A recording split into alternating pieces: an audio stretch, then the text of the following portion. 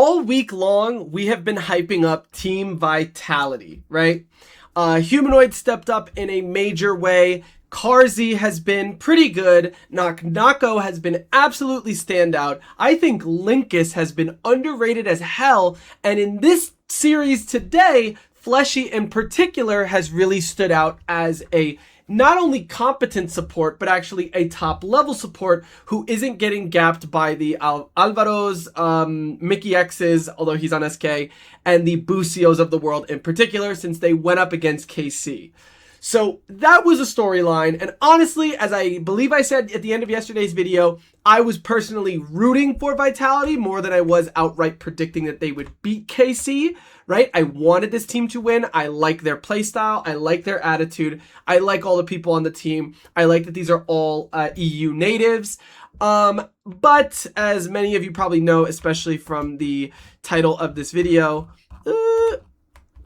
yeah, Carmine Corp won. And specifically, the real standout performance was from support Busio, who came from NA, as I'm sure we all know by now, right? He had a phenomenal performance on FlyQuest in 2025. He was recognized as not only the best support in NA, but actually many considered him to be the best support in the West, right? Including EU as well.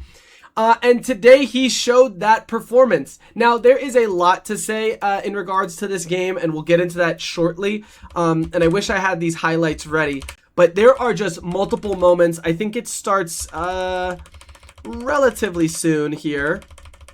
It's around like 10 minutes. I assume it's after they get their the support quest. I believe it starts right here. Busio starts with this play in the top side, right? He hides in this middle bush.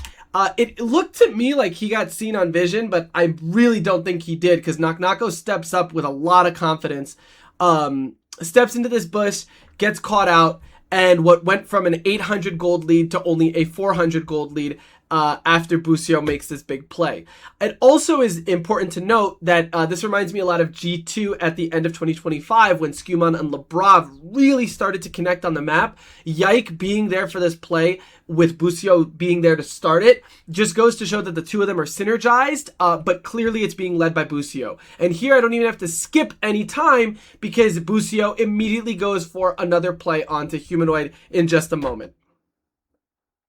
Give it 1 second. This continues all throughout the game. I mean, this just becomes an absolute stomp, and it is literally all driven by Busio. Again, it definitely takes some time to go check out this game when you have some time. It was phenomenal, just in terms of Busio's performance. Disappointing as hell if you're a Vitality fan like I am. But, you know, game is game. You got to respect a great player. So Busio, hats off to you. Absolutely stellar performance, ending the game 0-0 and 16. Just phenomenal. I, again, am not the biggest Carmine Corp fan, specifically because they have Kana and Yahoo, when I would much prefer if they had, you know, an EU mid laner and top laner.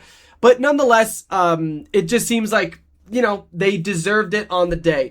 Game 1, they lost to Vitality, and it was super close. Game 2, Vitality was super close, and I think they just couldn't help themselves by, you know, kind of going aggressive as they always do. Specifically, I could pull this up as well, although if you don't mind, I'm going to take a moment. I'm going to describe it, though. Nako over-invested in, you know, would just kind of overcommit to plays, like, for example, going under tower.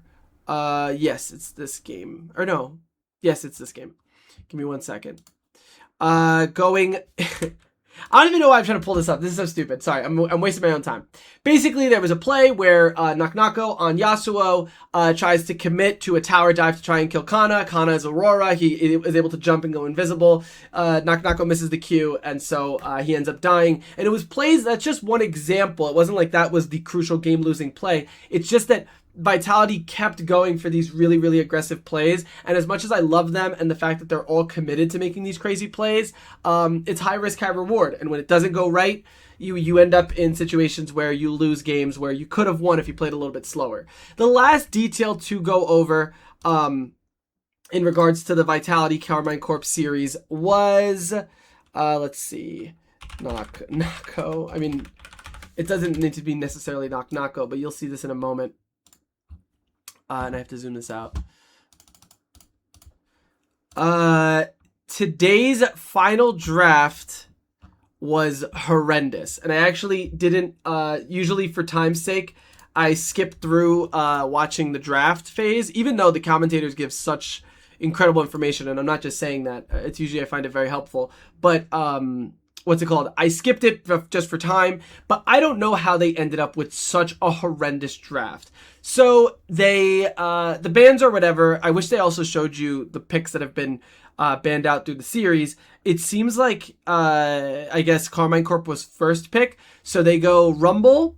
So then the weird thing is that they slam Cassante Seraphine. I guess the idea is that there aren't many great AD carries to pick from, but Vitality was the one who banned out the Varus and the Aphelios. So actually I disagree. Why didn't Vitality pick up the Zeri? Right? So essentially the problem with this draft was, where is the damage? And I'm sure you're going to hear that from Cadril and Yamato Cannon and anybody else who discusses this series. That was definitely one of the most odd parts of the draft, followed up with Humanoid's Twisted Fate, which Twisted Fate is not relevant in the meta right now. No one's going to argue that. Add to that Humanoid's kind of infamous for this pick in recent years, because I guess he was kind of good at it in 2021, but as early as 2022 when he first joined Fnatic, he hasn't had good performances on this pick, so I don't understand the point of that. The only logic that I could think of is that, you know what's ironic? A lot of people have been highly complimenting Knock Knocko, and of course that's well understood, and he should be praised for that. But it's funny, as I've been watching, it's not necessarily Linkus that is rotating, or ganking Knock Knocko's lane. A lot of times it's Humanoid. So I think the Rise is obviously a noteworthy pick, where he's able to realm warp top if he needs to, or realm warp back to mid in order to catch a wave. TF functions much in the same way, clears the wave super fast, and then with his ultimate, it's a global, he could go up to top and make a gank and get Knock Knocko ahead. And I believe he tries this once or twice, but it just doesn't pay off. He kind of actually, I think he roams there once. I can't remember now off the top of my head. He might not, because I remember his first ultimate of the game was like at level 11, and it's super late. The point is, this draft has no damage, no proper AD carry, and I guess the logic is that Seraphine's going to be super strong in the late game, but who is she really keeping alive? I guess Linkus, but Xin Zhao doesn't, is not like a late game team fighter. Cassante doesn't really need more healing and shielding. And even if he did, you can't expect him to be your sole damage threat. And honestly, Carmine Corp, whether it's good, whether it's just that they're a better team or they did good scouting, they shut down Knock Knocko on purpose. And this game in particular, they made it so easy because bot lane was zero threat, right? Seraphine and Fleshy and Carzzy being in the bot lane against Kalist, who was by himself. Meanwhile, Busio was running around the map making these other plays. The reason Kalist was able to sit there and allow Busio to leave was because he was under no threat from a Seraphine Braum. Even the Braum's a weird pick here. This is super weird. There's no engage in this comp. I guess it's meant to be a pick comp, right? You get a gold card followed by an easy Braum Q. Sets up, a Seraphine route, even her charm. But this draft was just not it. And none of the other games compare, right? This draft, you have the Nocturne Orianna. This is game 2. That obviously makes sense. And it was pretty successful too. Knock Knocko, he had actually him and Fleshy had really good synergies where he was getting a lot of ults off of Fleshy's knockup. So that was great, that was a good synergy. And then Carzzy, I guess, was just meant to be the damage dealer and just never got to his item spikes and was able to pop off. And then game 1, I don't remember what this draft was either. This one was fine, and they won this game. Yeah, Carzzy popped off on his Ezreal, as we could have expected, and Humanoid on his Rise. You know what's the last interesting beat that I want to mention about Vitality here is that maybe this is an example of their champion pools getting exposed, because I'm going to check now, but I guess they exhaust the Rise, which Humanoid had been playing many times throughout the regular season and had a lot of success on, and Carzzy popped off on the Ezreal. I mean, I thought Carzy was capable of popping off on the Corki, but he really slumped it in this game. And then, I mean, Humanoid on Oriana was great though. And then I'm like, did they lose? I'm sorry, am I missing something? Did they go Azir game 2? Oh, they did go Azir. Yeah, maybe Humanoid ran out of Azir, Oriana, and oh my gosh, I'm so sorry. And whoever the hell he plays in game 1, yeah, Rise. And then in game 3, who was banned? I mean, he's not. I don't. I do not know. Sorry, that was a crazy stutter. I do not know Humanoid to be known for an Ahri, although I did think he could go Sylas here, even though Sylas isn't really strong right now. But for that matter, neither is Twisted Fate. Yeah, I guess that's it. Look, his champion pool was exhausted. That's so crazy. Oh, I guess it's for playoffs. Sorry. Hold up. Oh, he couldn't go Talia because Yahoo went Talia in game 1. Oh, man, that would have been a crazy Zoe angle or a Yone angle. I think Humanoid's Yone is great. Yeah, that was super weird. And then Carzy, I don't know. You know, that's the other bizarre thing, too. Again, we could go game by game. But, like, was Yunara even picked yet at this point? Maybe game 1, probably. Yeah. Okay, whatever. I don't know. It just felt like we got to the bottom of Carzy and Humanoid's champion pools rather fast. You know, I don't know. It's interesting that we don't see like an Aatrox out of Linkus here. Am I crazy? I'm so sorry. I have to keep going back and forth. Yeah, man. I don't know. The game 3 was just super weird. I don't know if this is something that worked in scrims and just, you know, like they were like, we can pull it out. This is, I mean, just at a glance, I swear to God. I mean, obviously hindsight's 2020, but just from the moment that they started game, everybody thought, I'm not special here. Everybody thought this draft was not going to work. So yeah, of course, kudos to Busio, but you know, especially just Vitality kind of sold this one. I think anybody could have picked up how bad they entered this one. So that's unfortunate, man. You know, Vitality is a very, very fun team to watch and support. I really like them. I'm really glad that Humanoid is kind of back to being, I feel like this is just a better way to get there without having to like resume. I feel like Humanoid proved that he is one of the best mid laners in the league right now still, up there with, I would put him above Poby personally. You know, and then I guess it really is like, I guess like Caps, Poby. No, is that crazy to put Poby that high? Maybe Caps, Yahoo, and then Jojo Pune, Poby. I don't know. I think that's probably how I would do. And then Humanoid's like right up there with Poby Jojo. That's really cool. Knock showed to be really, really promising, even though he went a little over aggressive on the Yasuo. And got kind of exploited as Cassante in the third game. Fleshy showed a lot of promise. RIP Vitality, you know, really, really was so excited to see them be a top 4 team. But obviously this isn't the end of the road. I think that they showed so much promise. And imagine they just started working with Humanoid, who has a lot of opinions on how to work macro. Or how he wants the team to play macro-wise. There were constant moments where even when they were behind, he was still finding advantages to some extent. You know, some people don't love split pushing all that much, but he was, you know, taking tower plates and putting pressure on other sides of the map. So overall, I really like Vitality. I really want to see them become a contender, and I was pretty convinced that they were going to take the series against KC.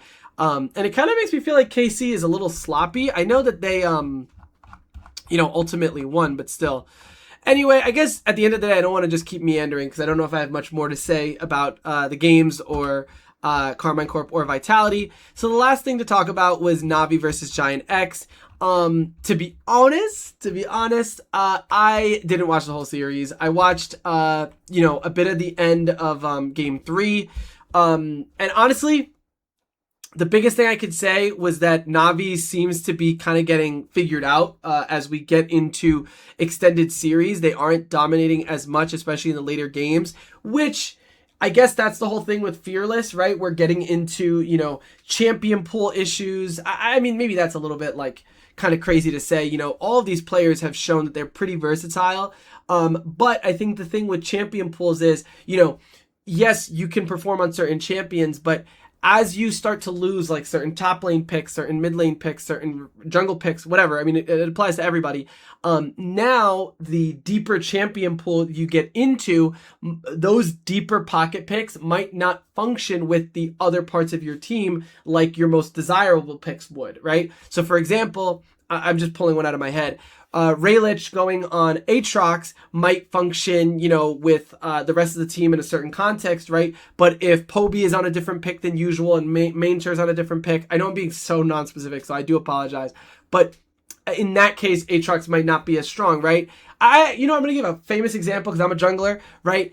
I love Viego, but he really is not the best. He's not suited for a game where there isn't a engaged support, right, to start a fight for you. So imagine it's game 3 and now a lot of engaged supports have been taken off the map or out of the cycle of Fearless, and now my support has to go Enchanter, and now I'm still on Viego, which is a great pick, right, for me, and I'm comfortable on it, but now I don't have the tools that I need to play Viego to my best. So I don't know if that's sort of what went on here. It could also be, I don't want to say nerves. Now I'm just really reaching because I really didn't watch this game today. But to be honest, I like this team, as I said yesterday. So I think it's all right. I don't know. I think I kind of would have preferred them to beat Giant X because I'm not invested in Giant X at all. Meanwhile, I'm kind of invested in Navi, especially Raylich. I think he's a really cool jungler, so I think that's what kind of gets me excited about this team. But Giant X ultimately won. They officially broke the curse, and they are now top 4 instead of being top 5. That's progress, even if they lose in, I think they're going to Barcelona. Yeah, even if they lose in Barcelona, because that's where the finals are going to be held. Still huge, accomplishment that they're there. And I think their series against KC is going to be really notable. I think we all expect KC to win that. But who knows? Giant X might make an upset. Damn, I really do apologize. I wish I watched that series. But I will tell you this. I'm going to be watching MKOI versus G2 tomorrow. All 5 games, if it goes to 5 games. And I will be watching next weekend's games, every single one of them, and doing these daily recaps and whatnot. This is really just for fun. I don't fucking know. I mean, I want to make this a career, but wow, I'm just riffing right now. All right. The last thing to talk about is going to be the predictions for tomorrow's series. So if you guys know me, these are my boys. It all started with my love of Elyoya, and it has now expanded to the rest of the team here. I love them, but they scare the living shit out of me. And the reason they scare me is because they still don't feel super strong to me right now. They obviously beat Vitality, but again, Chrono Break Gate, they were losing game 1, then miraculously, make a comeback fight that seems to destroy Vitality's mental. They're able to snowball it into a victory. And then game 2 is just a stomp from that point on. And again, it seems like, surprisingly, for a team that's so happy-go-lucky, they were even smiling at the end of game 3. I'm talking about Vitality today when they were losing. It seems like sometimes they really can lose momentum, and it's like they're a momentum-based team, but their momentum can lead them to a high-risk play that might cost them the game, and then they really struggle to build back that momentum. So that's something they got to address, come next split. But I really want to see Movistar Koi go to first stand. I want to see them win. But of fucking course, they're close, hold up, they're right here. G2, some fucking how, is back to being amazing again. I don't know if they're like, I don't know if it's the players, like, Melset was saying to in that behind the scenes documentary with MKOI, he was kind of telling his boys, like, you guys got to lock the fuck in and stop treating these best of ones like they're, meaningless and stuff like that. I don't know if G2 was just relaxing before and just felt confident that they could turn it on in the playoffs, because they've turned it on and they've just been undisputed ever since. I really don't know. They took down KC. Who else did they take out? They took out KC. I forget who they took out in round 1, if it was KC or whatever. But yeah, they've just been completely dominant. And I don't know. It's just like Broken Blades seems back in form. Lebrav is connecting with Skewmond again. It's like all their problems, they somehow fixed it. And I really don't understand how they can go night and day, like literally be 1 game away from not qualifying to playoffs to suddenly being the #1 team again. The weird thing is, this is once again almost identical to all three. Well, actually, summer was a little different, but winter and spring of 2025 with this exact same roster, it was the exact same way. Regular season, not pretty. Playoffs comes, they freaking look like rock stars, no problems. Get to the finals, we have problems again. Now, you can argue, Lebrov especially is usually my culprit for the nerves. He's had a year in the G2 infrastructure to feel confident, not have that imposter syndrome like he doesn't belong, even though I personally don't know if he belongs. He's been probably working with Isma, who is their performance coach, I believe, who kind of like the sports psychologist, really motivates them, keeps them centered on the day of, make sure that they bring out their best performance. I assume that Skewmont had a little bit of this as well, but likely is gaining a lot of confidence. You know what I mean? He also extended to 2026 now, or 2027, Jesus.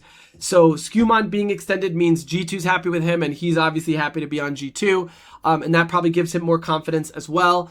The long story short, this is so difficult to freaking predict.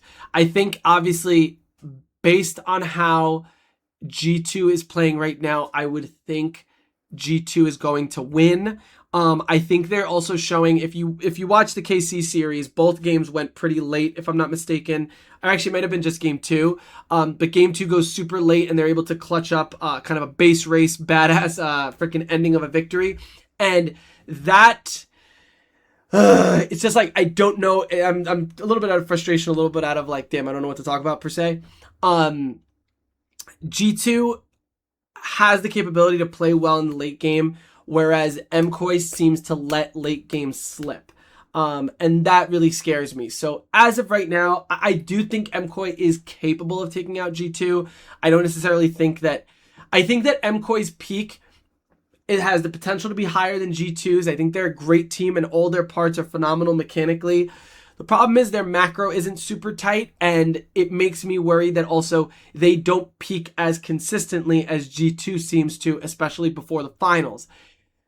I think storyline-wise, and I will say, I swear, one of the alternate titles and thumbnails that I was considering doing for today's recap was to be literally the LEC feels scripted at times, because it feels like game 3 was such a intentional throw by Vitality that I was like, dude, did they make Vitality throw this game? Like, is this like a WWE? They gotta have like a good fight, but they ultimately lose, and then it sets up the storyline for them to next split make a deep run. I don't understand, because it's too poetic. It's too scripted at this point.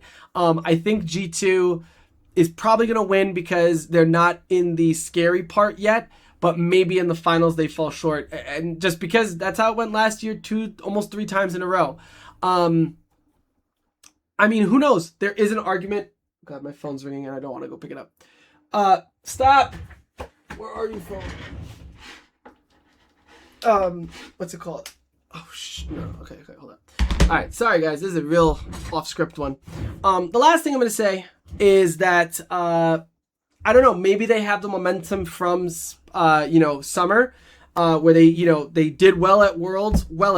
I don't think they did that well at Worlds, but maybe they have that momentum, and maybe they think that they can, use that to carry into a victory, this split. I don't know.